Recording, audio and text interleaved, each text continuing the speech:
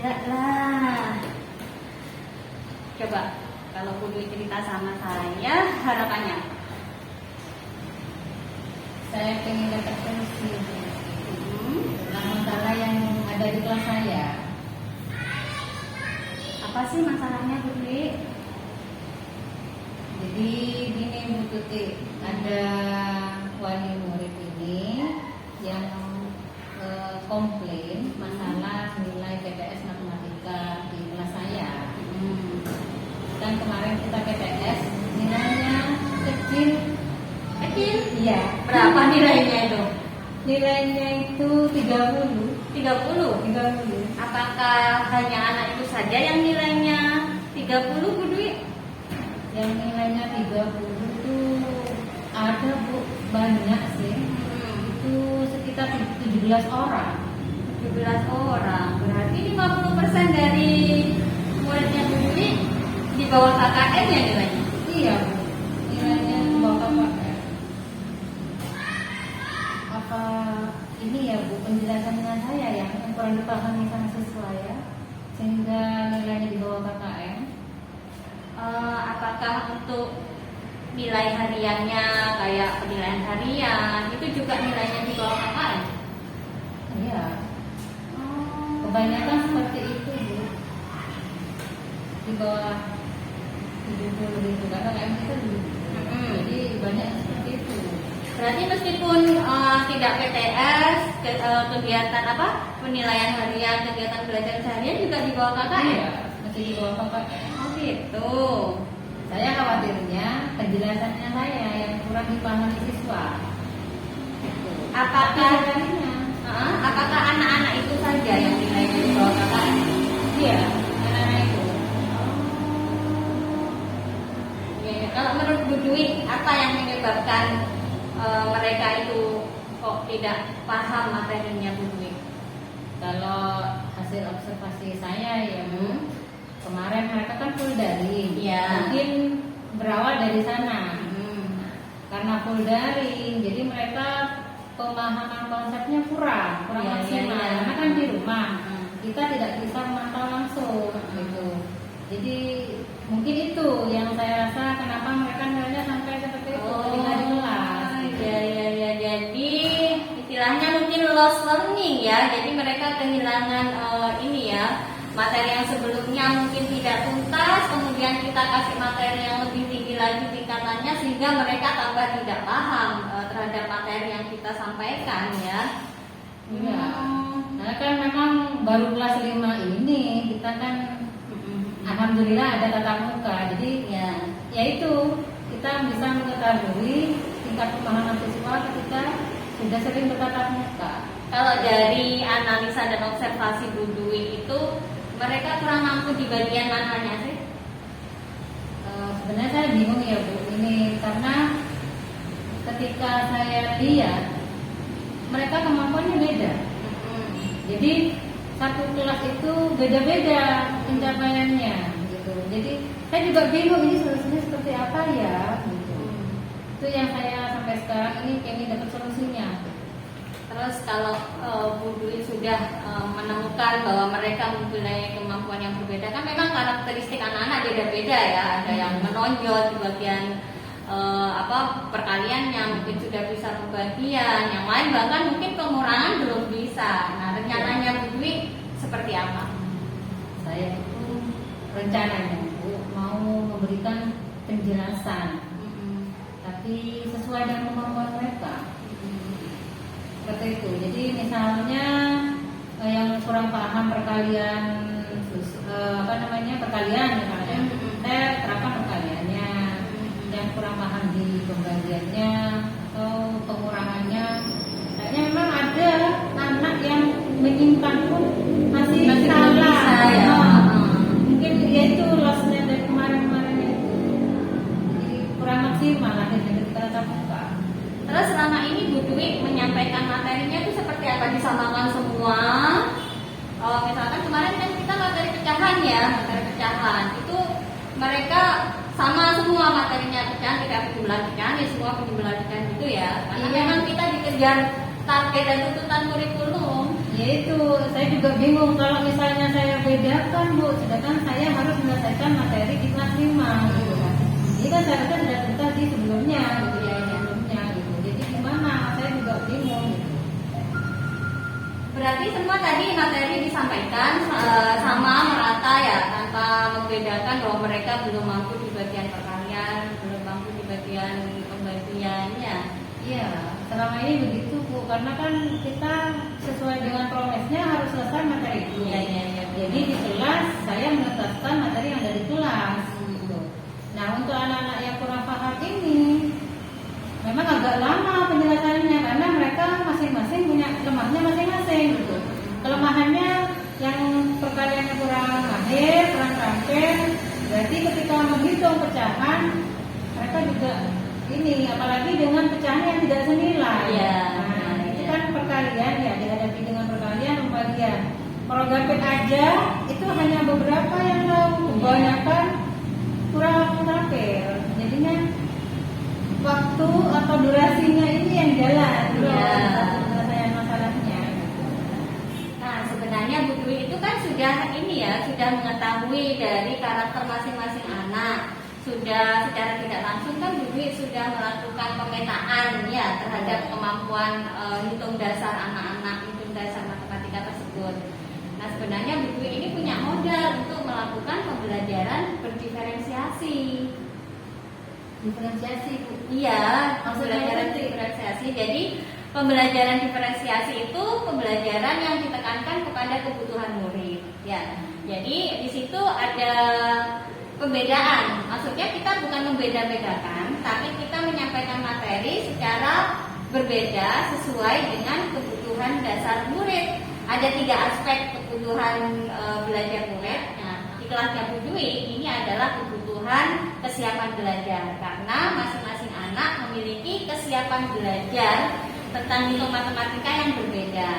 Nah, ada 3 kebutuhan murid tadi. Yang pertama adalah kesiapan belajar, yang kedua adalah minat belajar, dan yang ketiga adalah profil belajar. Nah, ketika kita mengajar nanti itu disesuaikan dengan kesiapan belajar anak-anak. Misalkan melakukan diferensiasi konten. Ada bermacam-macam pembelajaran berdiferensiasi. Ada pembelajaran diferensiasi konten, kemudian diferensiasi proses, dan diferensiasi produk.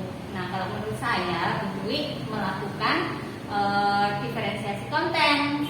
Misalkan murid yang masih belum paham tentang perkalian, kita terlebih dahulu perkalian, ya, kemudian baru kita masukkan materi yang akan kita ajarkan dengan tingkat kesulitan yang berbeda.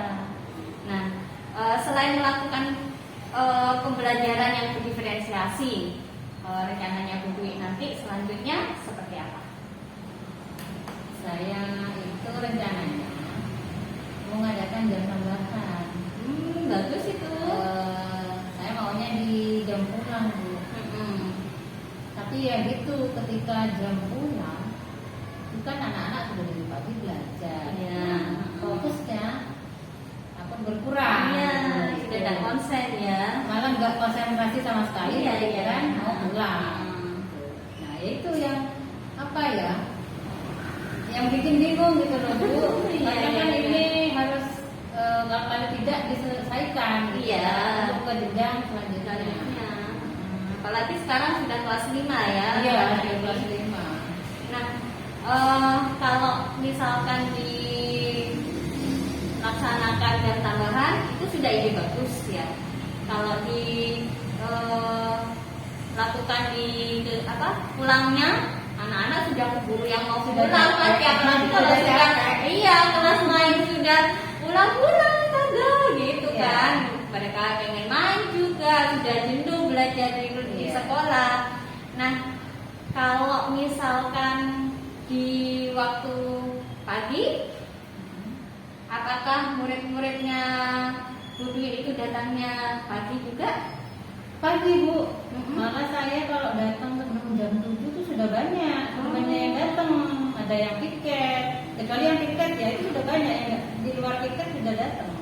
Jam 7 pagi. Itu kan bisa dimanfaatkan ya kalau pagi.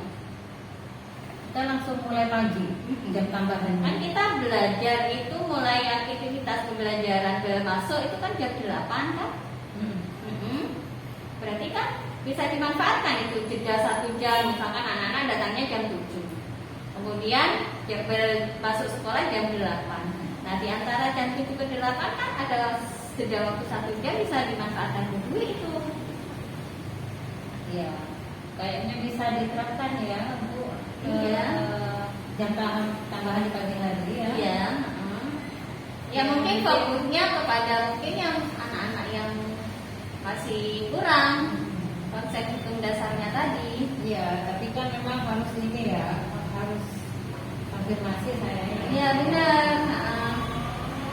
Nah, selain kalau pagi hari itu mereka masih fresh ya, baru sarapan, baru mandi, otomatis kan mereka akan menerima pelajaran akan semakin mudah. Iya. Nah, strategi budaya selanjutnya bagaimana? Kalau saya kan saya sudah mengadakan observasi. Jadi saya akan adakan pemetaan ulang. Jadi misalnya 2 orang yang masih belum bisa pengurangan meminjam, berarti saya terapkan itu dulu. Jadi yang pembagian, yang perkalian seperti itu. Ya paling tidak dalam durasi 1 jam sebelum bel masuknya, saya kasih. Saya pengennya ngasihnya 2 soal aja. Gitu. Paling enggak ada gitu modal untuk mereka paham.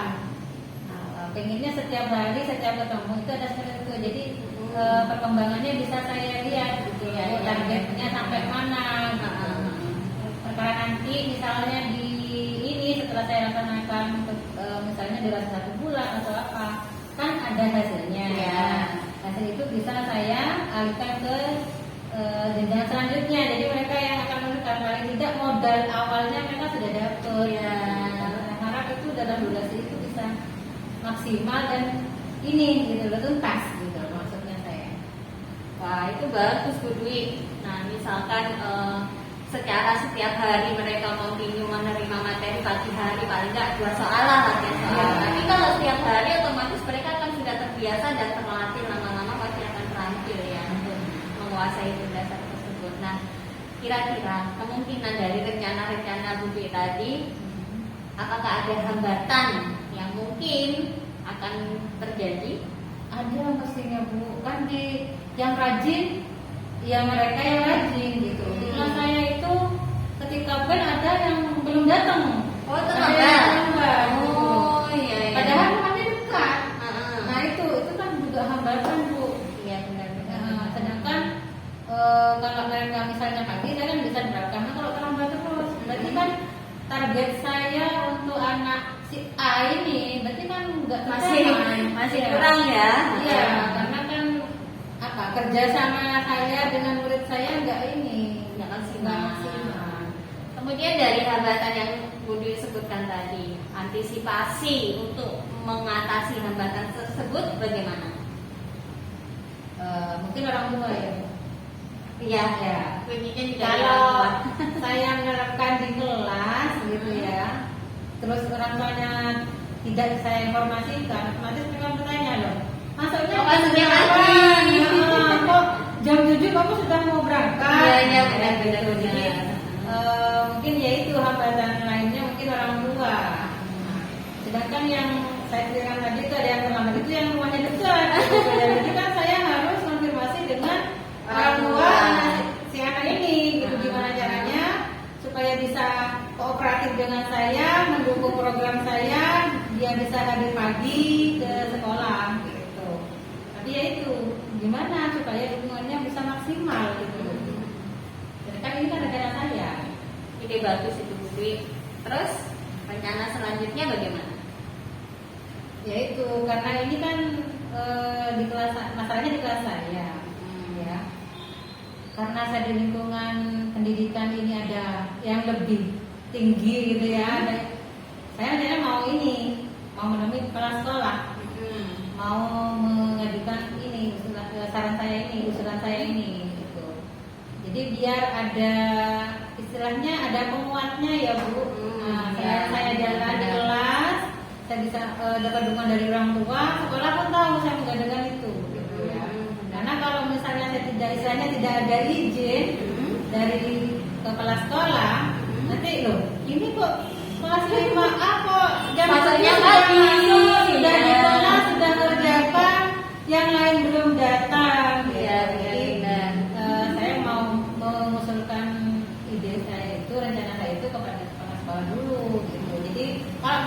di ACC.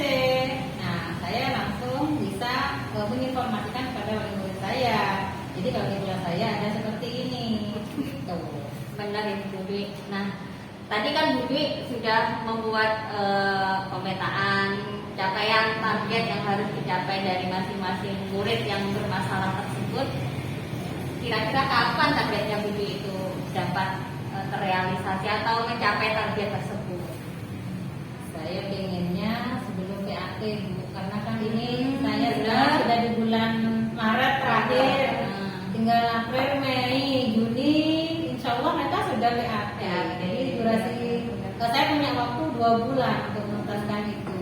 Paling tidak ada modal kuat sudah untuk mereka ke jenjang selanjutnya.